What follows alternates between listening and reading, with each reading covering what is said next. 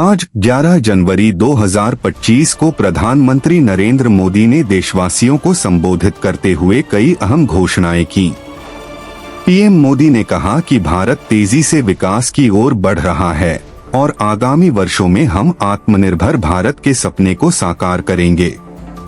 प्रधानमंत्री ने अपने संबोधन में डिजिटल इंडिया 2.0 फीट कार्यक्रम की शुरुआत की, जिसके तहत देश के हर गांव में 5G इंटरनेट की सुविधा उपलब्ध कराई जाएगी। उन्होंने कहा, हर गांव का हर युवा अब तकनीकी शिक्षा से जुड़ सकेगा और देश की अर्थव्यवस्था को नई ऊंचाइयों तक पहुंचाएगा। साथ ही उन्होंने किसानों और छोटे व्यापारियों के लिए नई ऋण योजनाओं का ऐलान किया। 2025 के लोकसभा चुनावों की तैयारी तेज हो गई है। सभी प्रमुख राजनीतिक दल अपने चुनाव प्रचार में जुट गए हैं।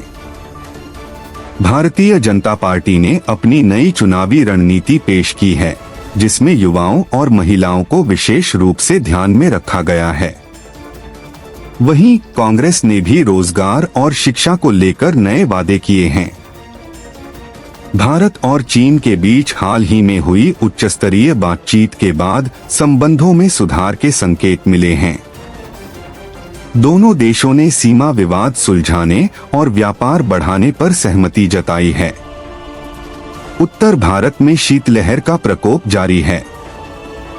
दिल्ली, लखनऊ और जयपुर जैसे शहरों में तापमान 5 डिग्री सेल्सियस तक गिर गया है।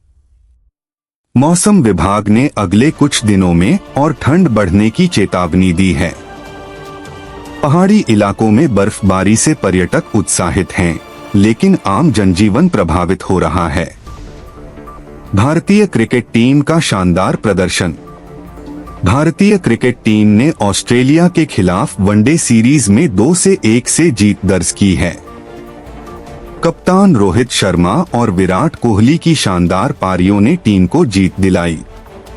इस जीत के बाद भारतीय टीम का मनोबल आगामी 20 वर्ल्ड कप के लिए बढ़ा हुआ है। बॉलीवुड से हॉलीवुड तक की सुर्खियां। बॉलीवुड सुपरस्टार रणवीर सिंह की नई फिल्म जीत की ओर ने बॉक्स ऑफिस पर धमाल मचाया है। फिल्म ने पहले हफ्ते में ही 200 करोड़ रुपए की कमाई कर ली है। वहीं हॉलीवुड में मार्वल की नई फिल्म गैलेक्सी वॉर्स का क्रेज पूरी दुनिया में देखने को मिल रहा है।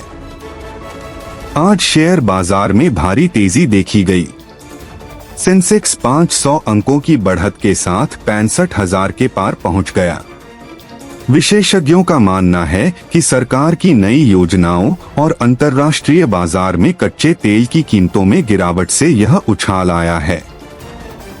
भारत ने कोविड-19 के नए वेरिएंट के खिलाफ एक नई वैक्सीन विकसित की है। स्वास्थ्य मंत्री ने बताया कि यह वैक्सीन 95% प्रभावी है और जल्द ही पूरे देश में उपलब्ध कराई जाएगी। आर्टिफिशियल इंटेलिजेंस और मेटावर्स के क्षेत्र में भारत ने एक बड़ी छलांग लगाई है। देश के टॉप स्टार्टअप्स ने AI आधारित नई तकनीकों को पेश किया है, जिससे स्वास्थ्य, शिक्षा और कृषि के क्षेत्र में क्रांति आने की उम्मीद है। गंगा सफाई मिशन का नया चरण। गंगा सफाई मिशन के तहत सरकार ने गंगा नदी के प्रदूषण को कम करने के लिए नए उपायों की घोषणा की है। विशेषज्ञों का मानना है कि इससे नदी की जैव विविधता को बचाने में मदद मिलेगी। 11 जनवरी 2025 का दिन देश के विकास, प्रगति और चुनौतियों से भरा रहा।